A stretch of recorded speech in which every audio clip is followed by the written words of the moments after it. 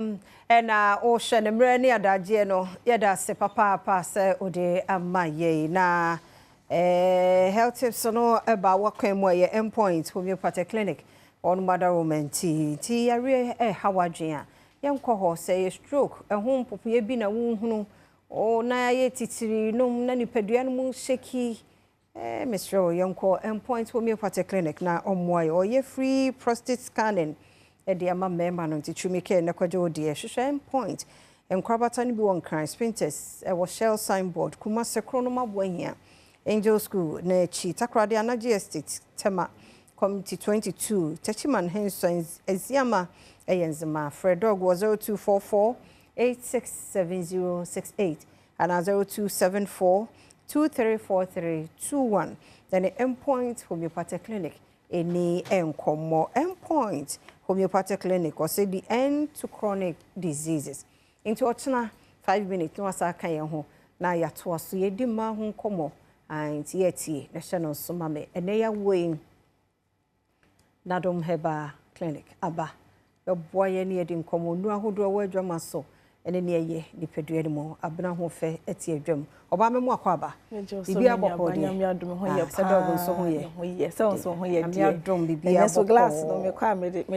chichi na fata me da se oba pa ada mo ye hwenu a e wa adwama so okay me da se ebusia no pay me di ntia efi NADOM HERBAL Center every bia o hwe ye anope NADOM ye and I produce na fa X-Vein mixture na fa X-Vein capsules na fa Lady Clean and afi so NADOM garlic bitters indro no dodo na and amabobo so na mo no pay me hyase e de free na fa Lady Clean eno na meka na obi eni agide mani na eboje so se o say ye free sadia na fa Lady Clean ye e de bo mo no me se esese we use en se kasa tenten na fa Lady Clean a meka ho asemi e 100% natural feminine hygiene wash NADOM yankasa eni akokwayem akotete ndua haban eni ndua hini e de fa mfidiem awro ho ayi no krogin ya Dr. Fekukudam eni ejina mfidie ho de haban aye dre kama ye wie yen so package ne kama e hye ne tuom fefefe asawa e hye ho enti sa ahemfie ho no mo ekeka wo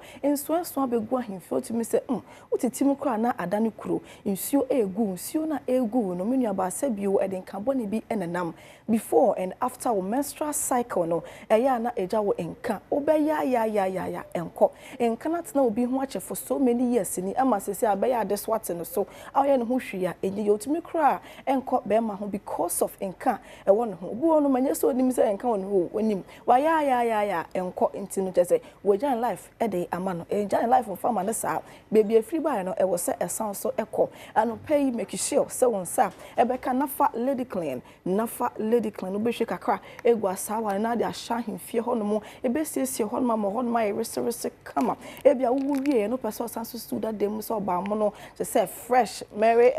Virgin Madam Mary eno ene nafa Lady Clean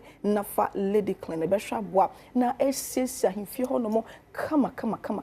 e de amanya sa wo nti na jese ahemfie ho no mo e be gija awo nti na jese ahemfie ho no mo e be bibia ho na bi minya ba intention ho na jese infections eni ababo mu nsem nti no wa uba ho no enye bisi basa ma wo sa enka nafa Lady Clean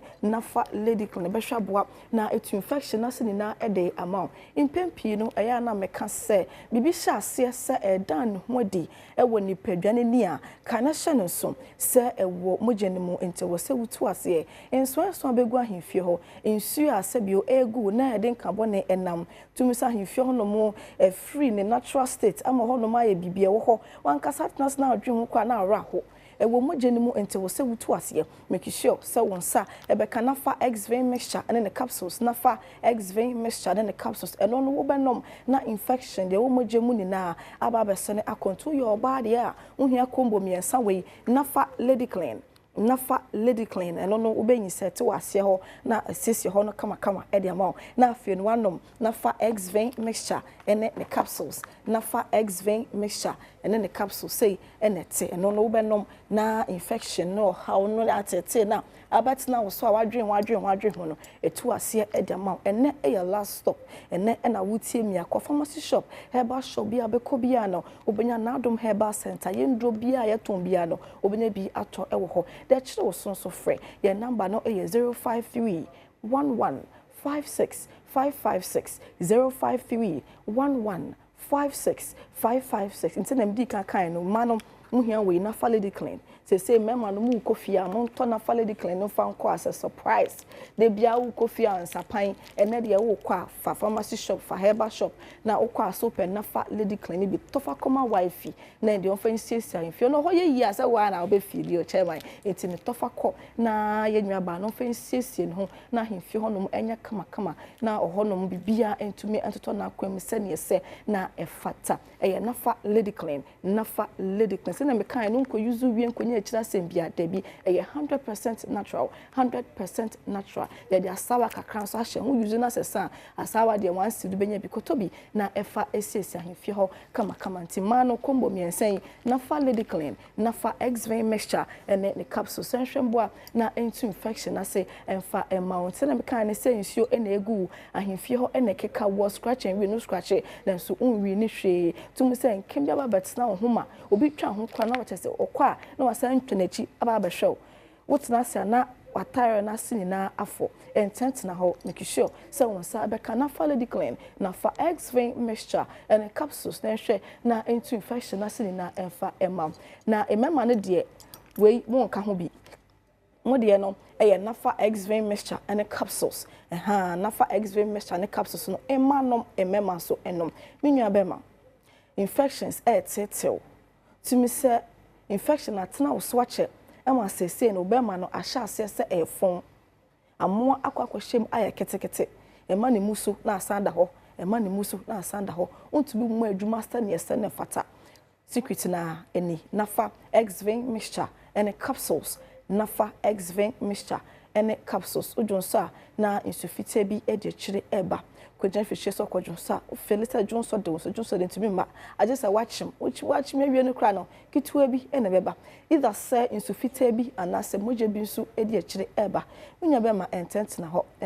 UTI urinary tract infections no so intent na ho eba ko sure rubber na no pay a wa sha ase hu signs and symptoms ne ntem no make sure sabepa ho aduro ema ne nya too late na ubo sipo ene da asen na yakwa kwasho rubber waso be yehye ma unsa enka nafa x-vein mixture and capsules nafa x-vein mixture and capsules emboa na ensiesie onipadua na mema yemu so NCP fa na be na frɛ 053 11 56 556 053 11 56 556 ebia running team na anya nsemi na wo se betumi aka ha ye kwan ho entim de se na etie bia no frɛ na de fa wo ha no fa to yenim na ye wo mo ho adage esanso wo ndupa wo ho a ye de be ma na esi oha no ho kwan e de ama enti ye nduro no se na me kan no pharmacy shop and herbal shop okum ha bebia no okwa obenya bi ato de kire wo so na ye wo fema etete wa yare no ha no fa beda na Adom Herbal Center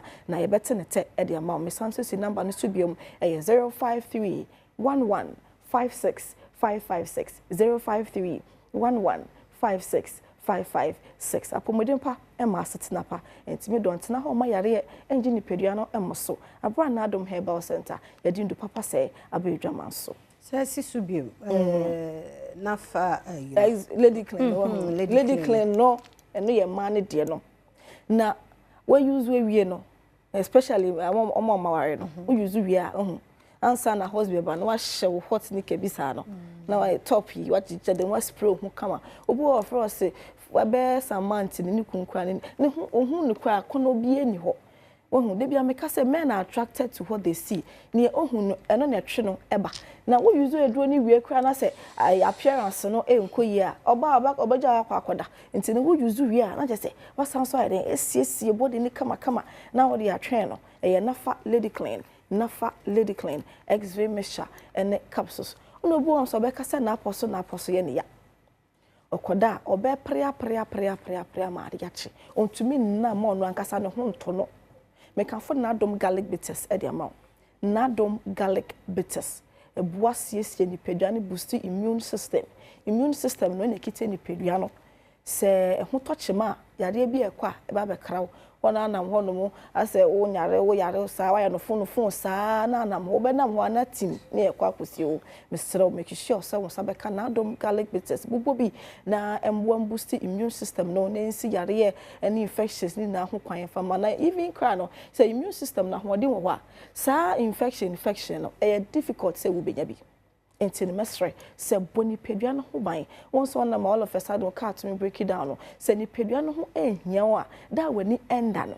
na ebedu hwamo enti no pay make sure se won sabeka na Adom garlic bitters yankasa garlic yi na ye de aye 100% natural ti unkonu nwie nkodi e kira sembia na fenso ye de afan fidiem ayi garlic mpampanyi ni na e de afim na so ahodin nwie wom a wo se boa ne sese ni pedua no ni na wom a eboa e de sese ni pedua no onoma ebe na ne mojanim kama ema moja tumi de frusane yi wontininim wo obeka so ne to ase ehhehye ndo fe ne se sciatica no make sure se won sa ebeka na Adom garlic bitters ne to ase afama obi ho no matadase te se kunya no fom no tan se ya no aka ho ontumi so ne kotodwe na apostle na eye ne ya na Adom garlic bitters ebehwa boa na asiesie ne pedwa no kama e de amount